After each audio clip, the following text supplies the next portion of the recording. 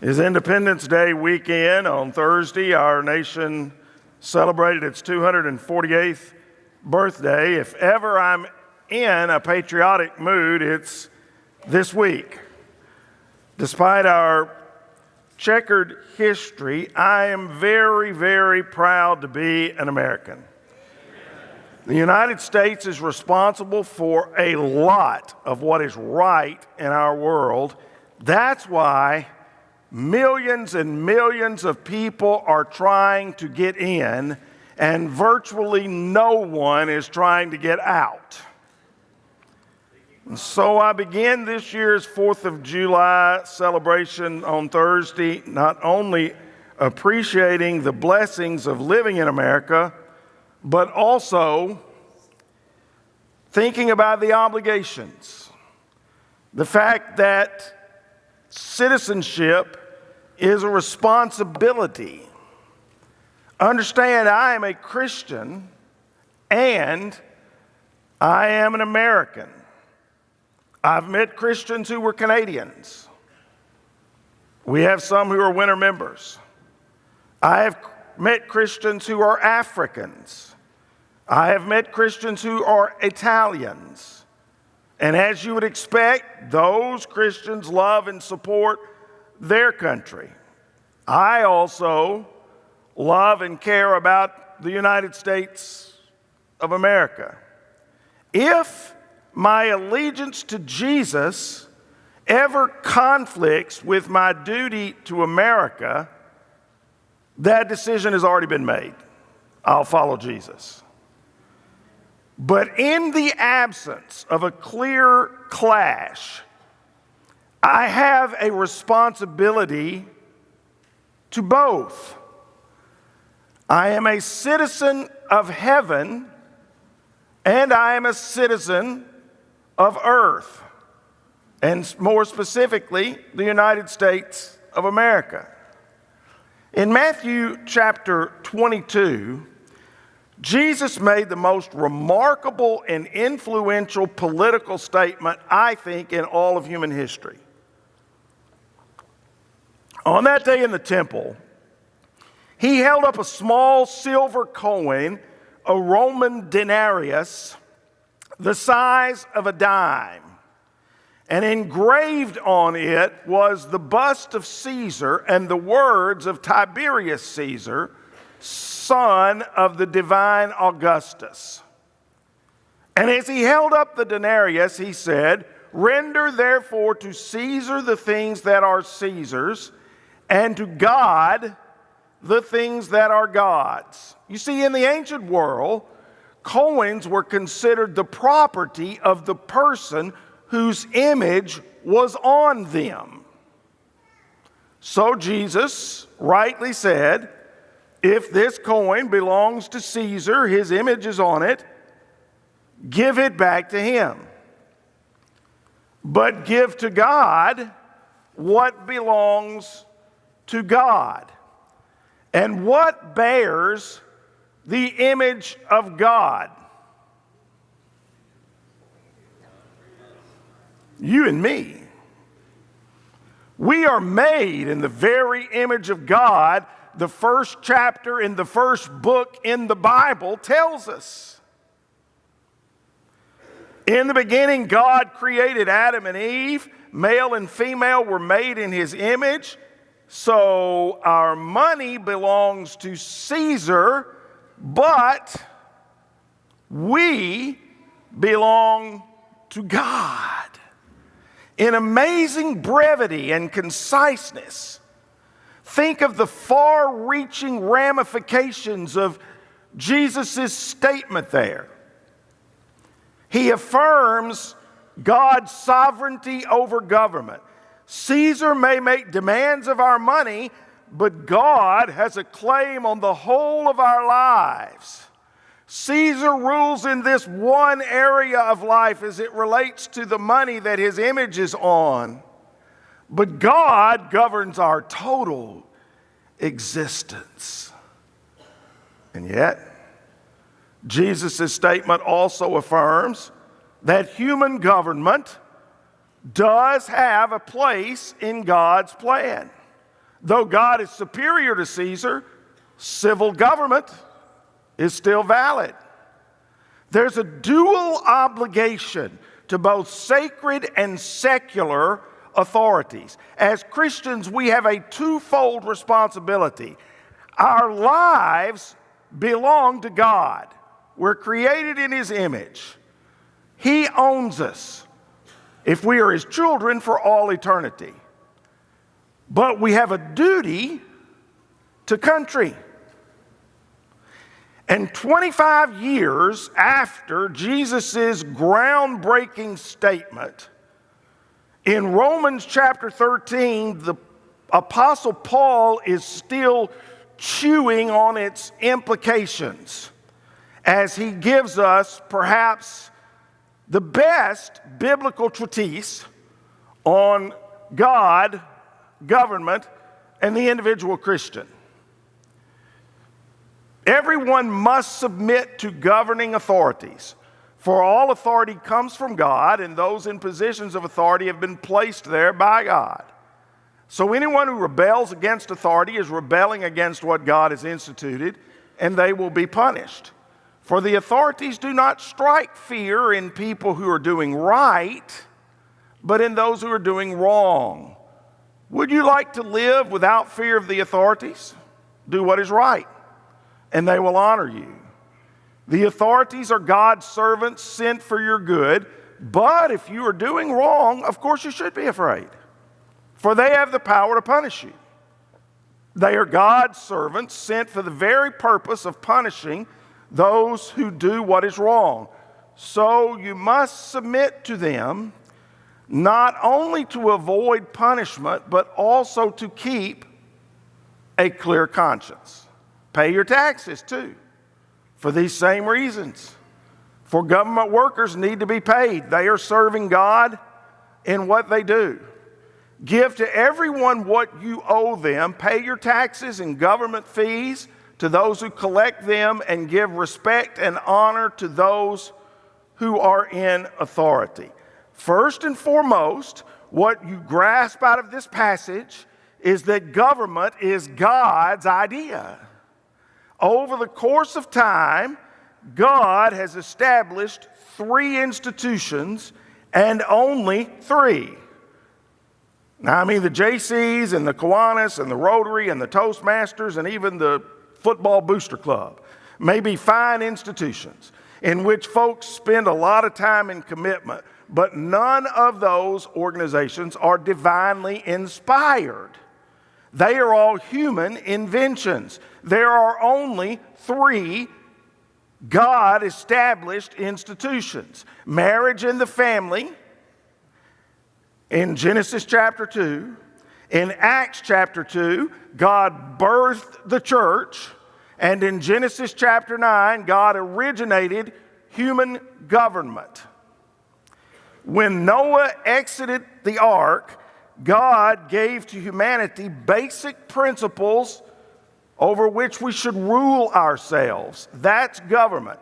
Before the universal flood that God used to purge this evil world, He had witnessed enough anarchy and chaos and unbridled evil to be convinced that mankind needed some form of self-rule to avoid another divine judgment like the flood.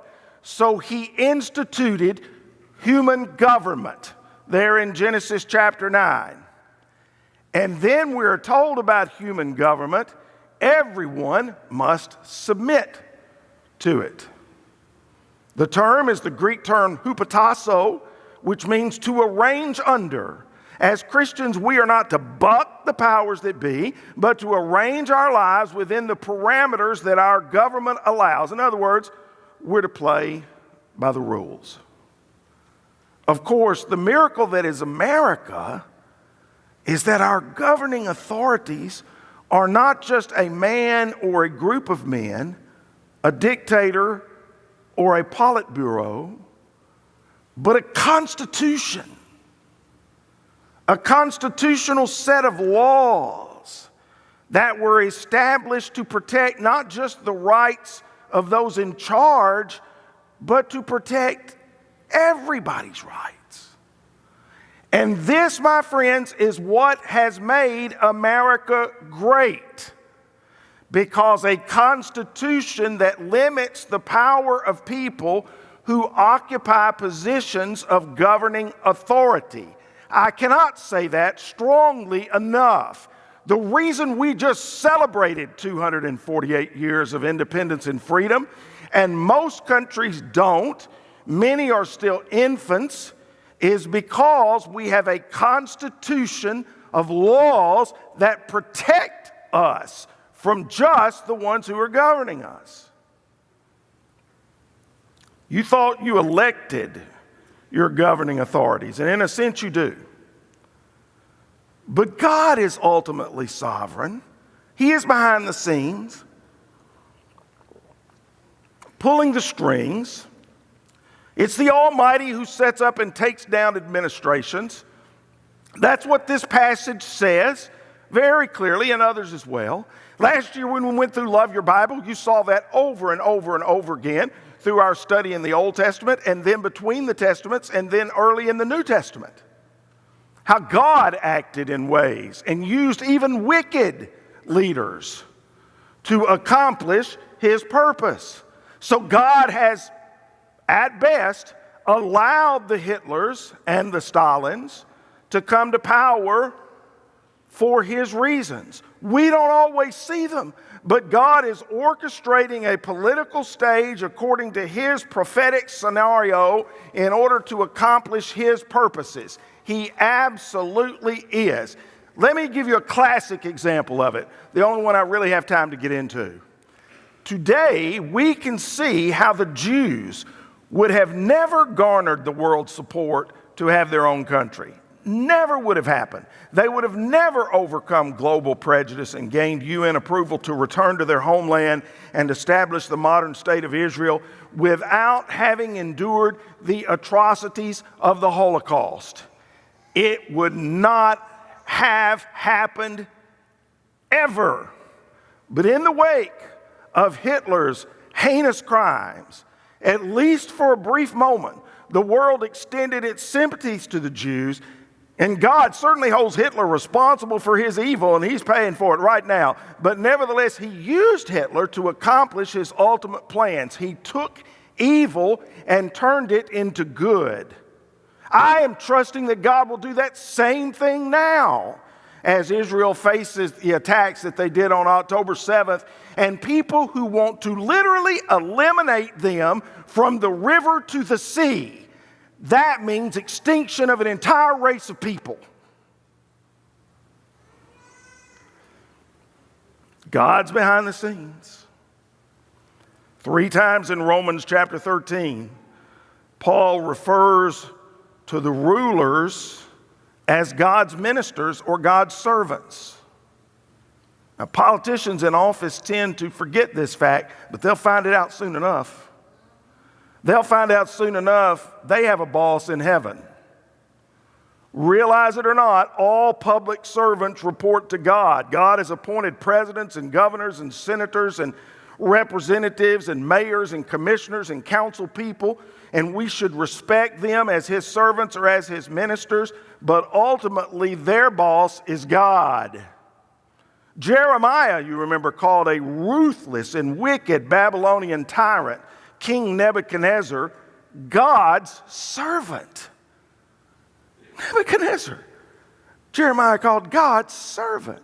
If the prophet Jeremiah could do that, then we can use the same term for our elected leaders today, because Nebuchadnezzar was a terrible and awful man.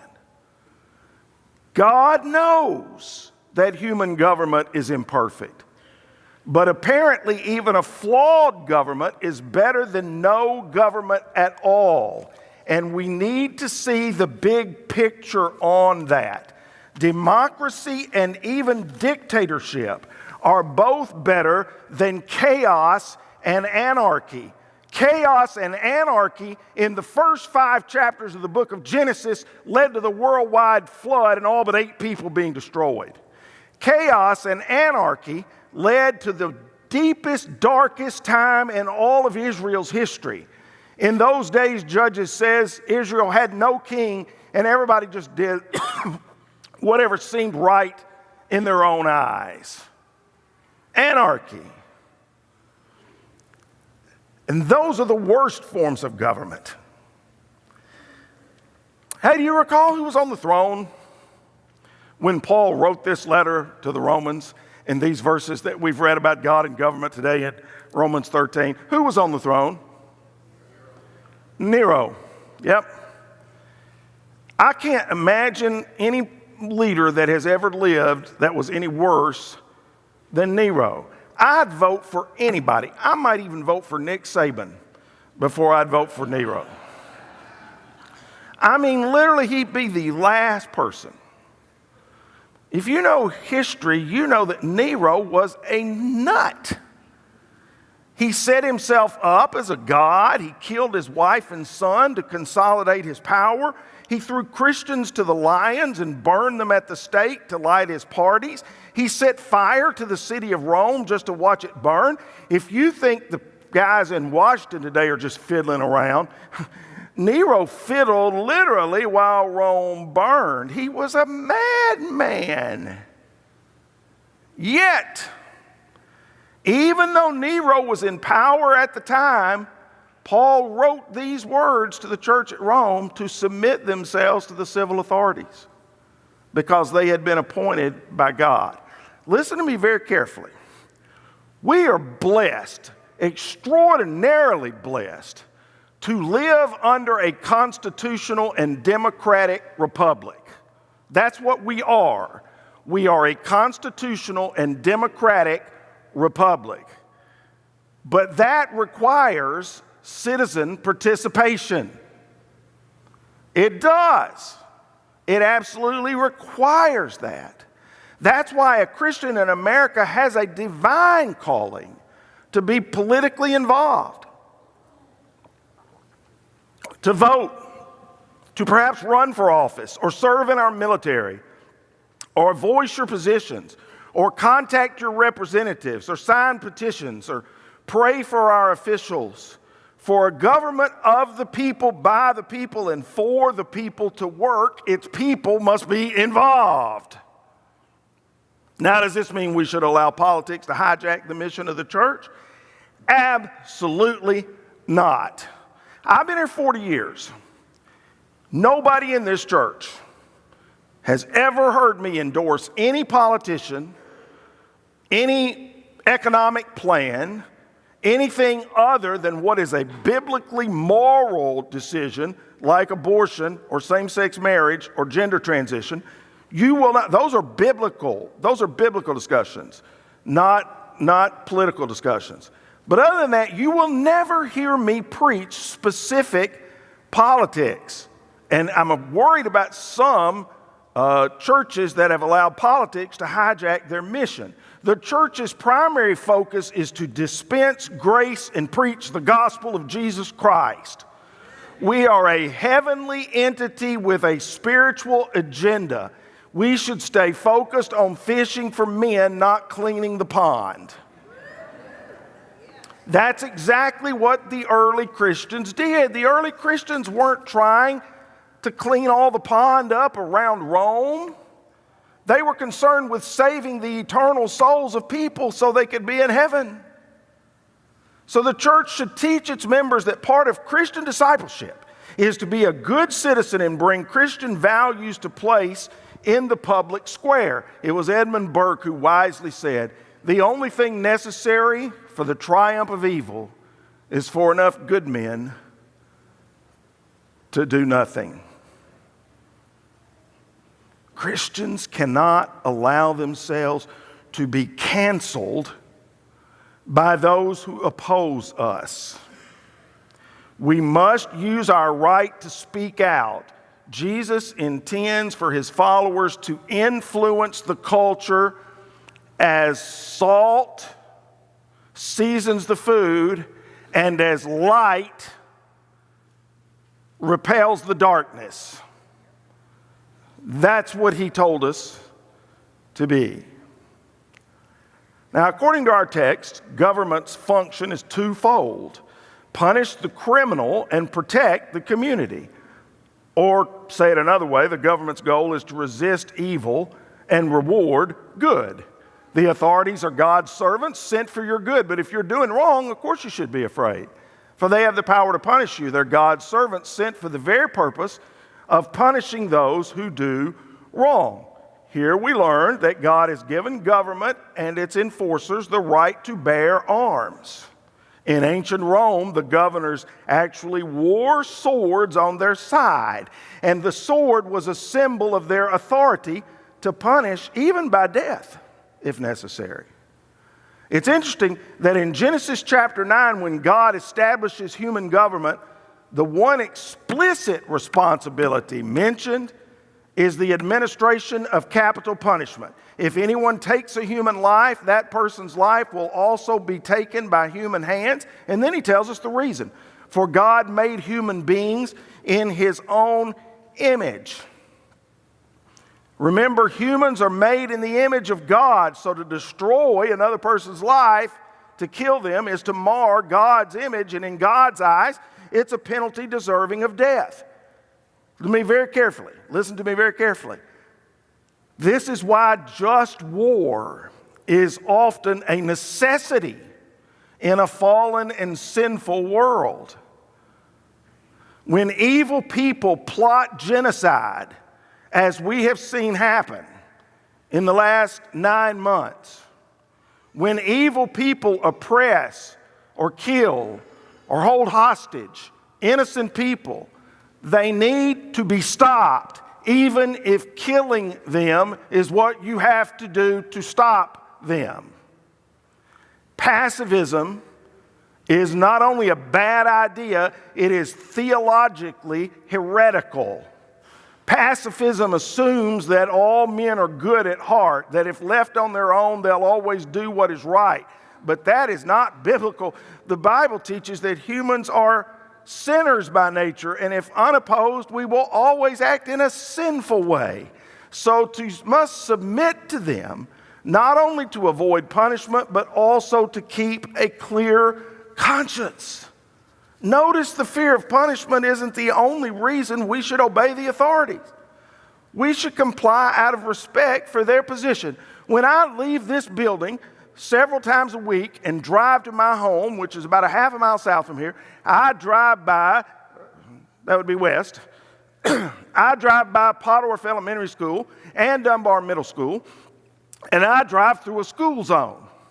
And I am to drive the school zone speed limit, not just to avoid a ticket, but because it's the law imposed by people doing what is right to protect children.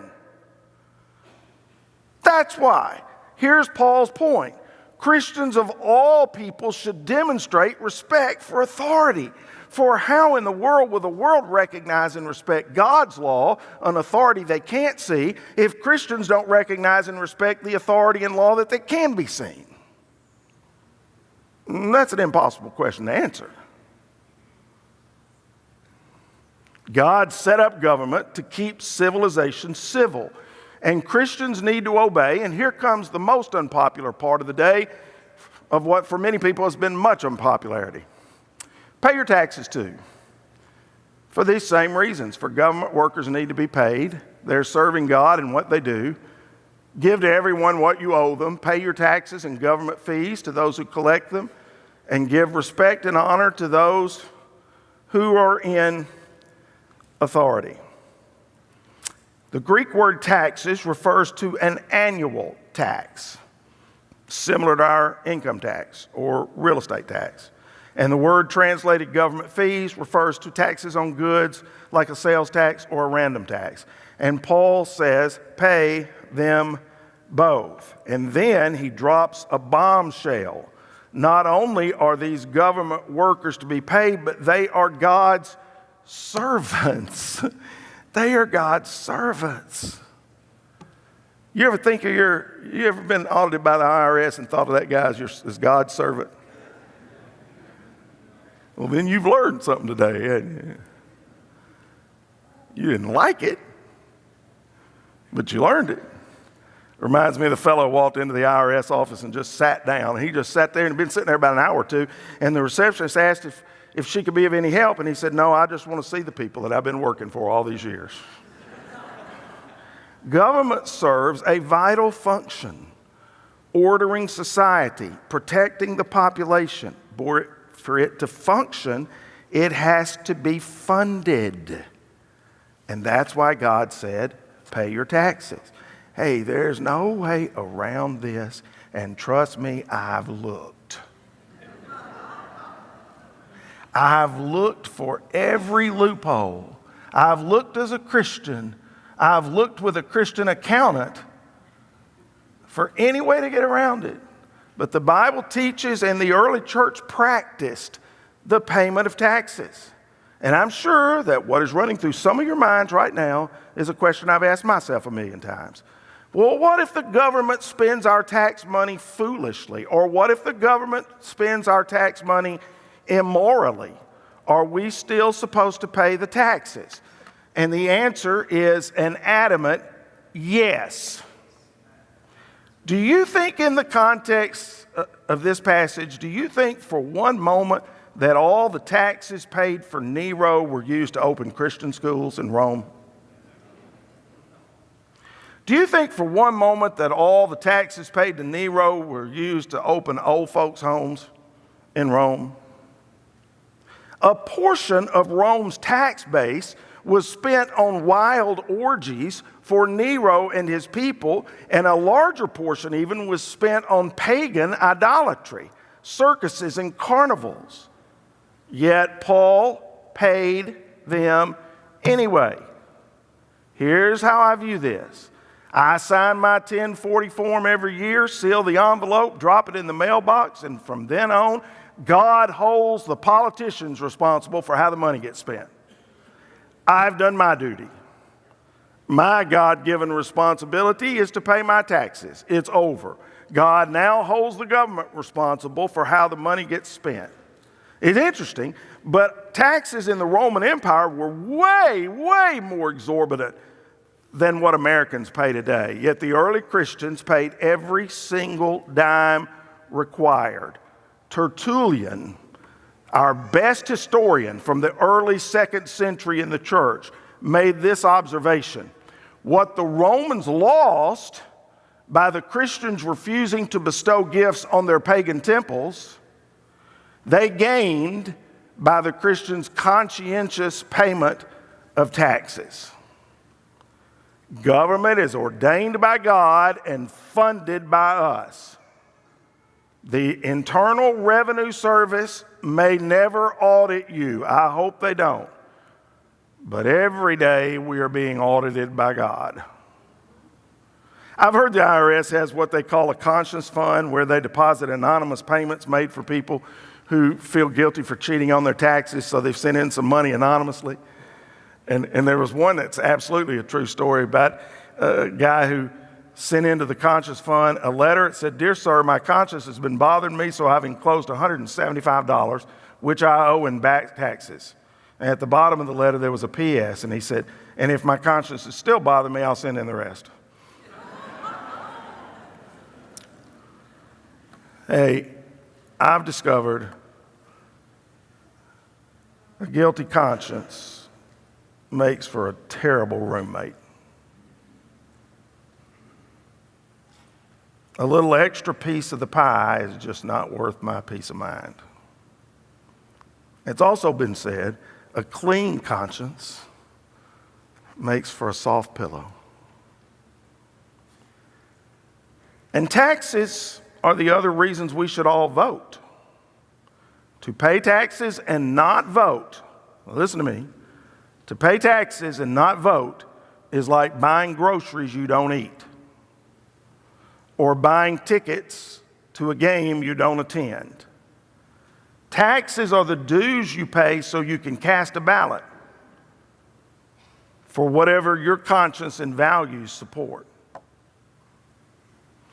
Well, happy 4th of July weekend. I thought, what better day than to examine our citizenship? Because as Christians, we are citizens of heaven, Philippians 3 says, but we are also citizens on earth. And being a good Christian and being a good American just go hand in hand because our obligation extends to both God and country. So here's what I hope you got out of Romans 13.